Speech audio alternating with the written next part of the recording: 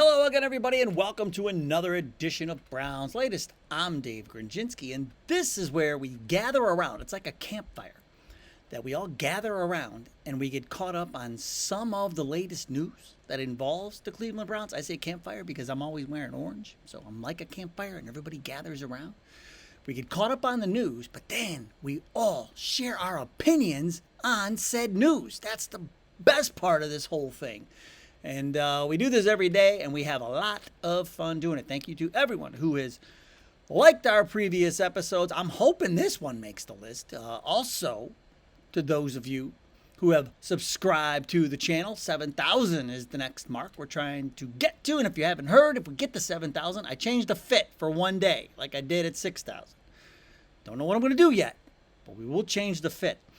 And then to all of you who get your comments in the viewer comment section. And remember, folks, we are expanding the offerings here in the next few weeks as we head towards training camp. Got a big meeting this week with the folks from Fan Arts. We're talking memberships and live streams and members live onlys, all kinds of stuff, exclusive content. And I think they're going to I think it's going to be $4.99 for a month for the memberships, things like that. So just other ways we can interact together and talk about the best team in the NFL, the Cleveland Browns. Now, let's get to what's on today's show. Now, we may not have the deepest cornerback room in the league, but there's one guy that I think we might want to lock up for the long term. There's this new metric out that will tell you how structurally sound your team is. And the good rating that the Browns got is being tied to one of the two rookie quarterbacks that we drafted. Speaking of the rookies, there's a new workout video causing a bigger stir than Olivia Newton-John's Let's Get Physical. And down in the viewer comments, a warning to all of us not to lose our brains. We're going to get to all of it. But first things first. Should we extend Martin Emerson Jr. like right now? This came out of an article I read written by Dan Labbe from Cleveland.com. And after I read, I'm like, he doesn't make a bad point. He says this isn't so much about whether the Browns should consider Emerson as part of their future. They likely still do. And an extension seems like a reality. He says this is more about how much of a commitment they make to him. Will they lock him in as the number 2 with Denzel Ward for the foreseeable future, or could the contract look more like the extension they gave Grant Delpit in 2023? A slight overpay, but a reasonable commitment to a guy who is more of a piece, than one of your cornerstones. I don't know. I think Emerson could be one of our cornerstones. Delpit, you remember, signed a 3-year, $36 million deal in December of 2023. And the problem is, he hasn't really played up, to that contract. And so that would be the concern here. But I really like Emerson. I like his length. He's physical. Like he's always, he's considered a good cornerback. And listen to this. He's shown enough improvement in his second season that not only has he become a key part of the secondary, but some analysts rank him among the best in the leagues. This is according to Yahoo Sports. And they talk about his press coverage, best in the league. So if Emerson can really step it up this, now, Newsom's in that last year of his contract, maybe this is where you lean, you get him locked up and keep him around. But I do like him. I do like him. But I think what'll probably happen is we'll wait and see a little bit. We'll get through some games and see how things are going. And if things are going well, then I think they might lock him up, maybe even before we reach the halfway point of the season. But I thought that was a good point by Dan Labbe over there at Cleveland.com. Now, are the Browns structurally sound? There's this new metric out there that tells us if the Browns are structurally sound. And this is different. Like, I kind of like this. And it comes from a guy named Damon Wolf at InMotion. And it's InMotion Football. And he has developed this thing called the Franchise Valuation triangle. And here, I'm going to show it to you. These are the things that the triangle evaluates to tell you how structurally built your team is for success. Not just this year, but for the next 3 seasons, okay? So this is what they look at. Things like, salary cap, analytics, development, leadership, all these things. I feel like I'm in one of those marketing meetings I sit in all the time. But this is what they look like, okay? And now, let's get to our rating. Here's what they gave us. A 63.8, which is 17th. We're right in the middle. And you're like, whoa, how do we only won 3 games last year? How do you, well, here's why. Like, look at our strengths. You can see there our list of strengths.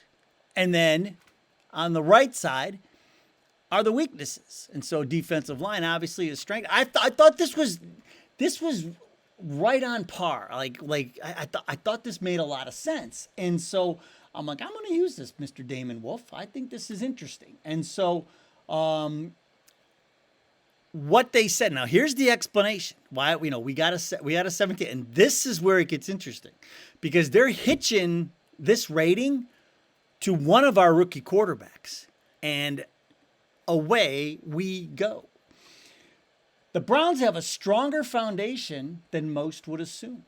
They may have been the only front office in the league able to weather the storm caused by the Deshaun Watson trade.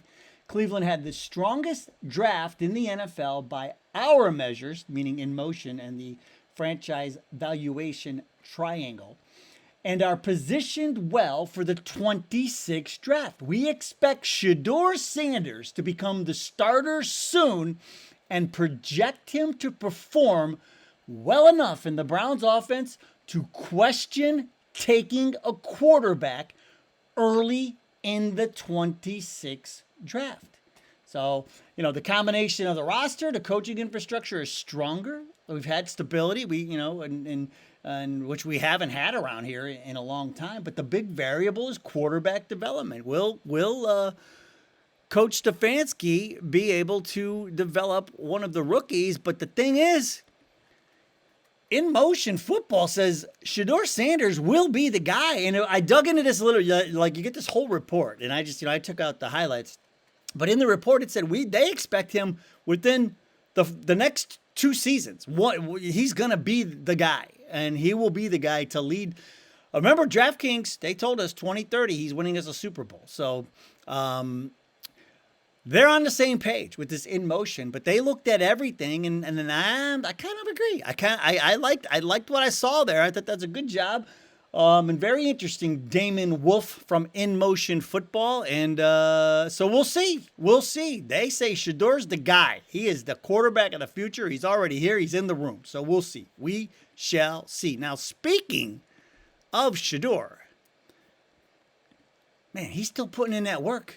Did you guys see this new video? I'm sure you did. I think everybody did, because it's been a little bit of time. We've had about a day or so to catch up on this. But Shedeur out running in Texas at midnight to the, it's like paradise by the dashboard lights. This is Shedeur running by the headlights. Like, I love that he's got the orange shoes on. But this video went crazy on like Monday, late Monday afternoon, whatever it was. But it's another one of these training videos that we saw. Now this one's different because this appeared on Shedeur's Instagram, this video, and it's to a song titled "Too Legit," and he's running through the dark, shirtless and focused. Like I say, he had the orange helmet on in the other video, which I love. I like that he had the Browns helmet on. That's awesome. Just shows like, look, he's because you practice like you play, right? So you're gonna have that helmet on in games and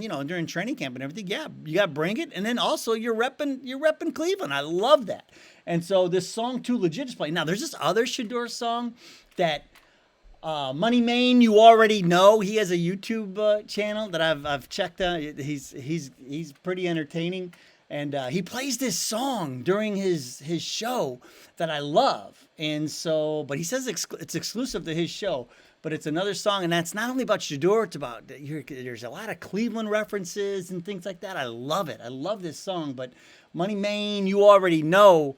I see ya out there, Money Main. And I love that song. I do. So now, what do we take away from this? Here's what I'll tell you. I say I would much rather see this than Johnny Manziel laying in an inflatable swan in a swimming pool, or Deshaun Watson dancing with his girlfriend in the street right after having Achilles surgery. So, but here's the thing though, Shedeur, this is a good bounce back after what happened with the 100-mile-an-hour and 90-mile-an-hour incidents. I'm telling you, folks, I told you they'd go away. They'd go away fast, and like they are. The closer we get to training camp, everybody's focus now is back on football, and Shedeur doing his thing out there in Texas at Prime Ranch. They call it the Prime Ranch, where they do some workouts out there, and then you get some of the high school kids involved as well. But it's good to see. I mean, I don't run at midnight. Not anymore. I don't think I ever did it when I ran as much, when I was running in my prime. But speaking of prime, he's at the Prime Ranch doing his thing. That's what a QB1 does, right? So, is it gonna pay off in a couple of weeks when training? We'll find out. We will find out. Now, one thing that's always swole, the viewer comments. You guys always swole down there in the viewer comments, and you know what I always say? You got a good handle? Chances are I'm going to use you. So we're starting today with Bad Mama C. Love this one. If you followed Colorado football the past couple of years, you would know that Shedeur is always practicing and training. Whether at home or traveling, his coach is usually with him. He invests time and money in his craft. So, and then Skate Queen, and I like this one because it's skate with an 8. It's SK8 Queen. Says, extra practice is not new for Shedeur. He used to take a few Buffalo teammates with him during breaks and go meet his coach. And so he would get his teammates involved too. And so, no, this is what you want to see. This is exactly what you want to see from the potential franchise quarterback, right? This is it. I mean, Dylan Gabriel's probably doing the same things, but there's no video of him. All right. Child of God 9124. Browns would be wise to go all in on Shedeur and use the picks next year on offensive linemen. Well, yeah.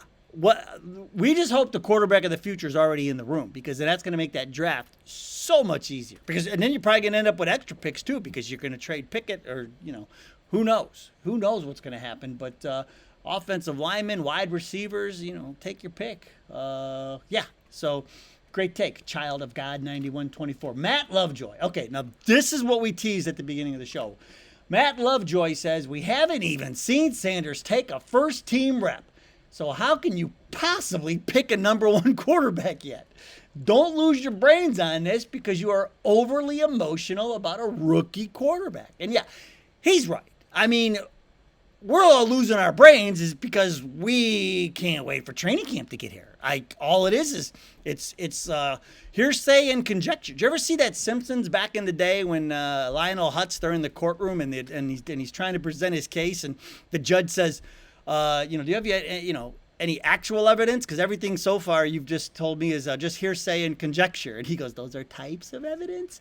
Like this is all we got, folks. I mean, it's fantasy land right now, right? And so we got 2 more weeks, and then it's going to start playing out. And then even still, it's probably going to be vets first, and we'll go from there. But I'm with you, Matt Lovejoy. We're not losing our brains. We're just having fun. It's fun talking about it. So appreciate the take. Great job out of you, Matt Lovejoy. And then we'll end on Sunman 9. And boy, this is the time of the year to be called Sunman. That is for sure. He's like, it's just so sad the Browns always got to try to get it right next year and the next year.